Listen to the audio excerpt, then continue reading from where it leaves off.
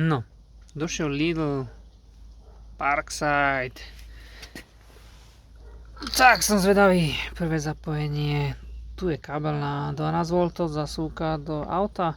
A toto je, čo ja viem, 2 metre asi nemá ten kábel. Necelých 2 metre, na 230. Teraz som zvedavý, čo sa stane, keď to mohlo byť dlhšie. Toto mohlo byť dlhšie. Či mi to ukáže tlak. A ukazuje.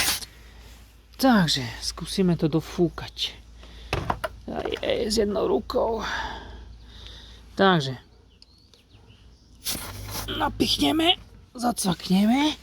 2,30, malo by tam byť 2,5. Nastavíme 2,5, 2,60.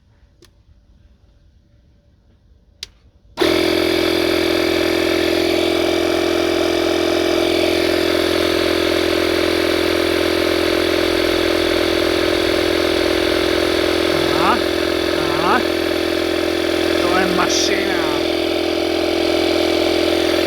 2,40.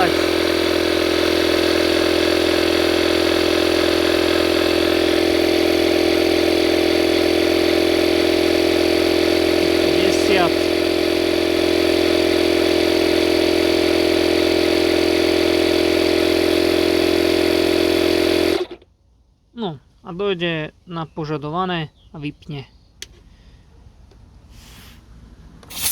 No, nie je to až také zlé.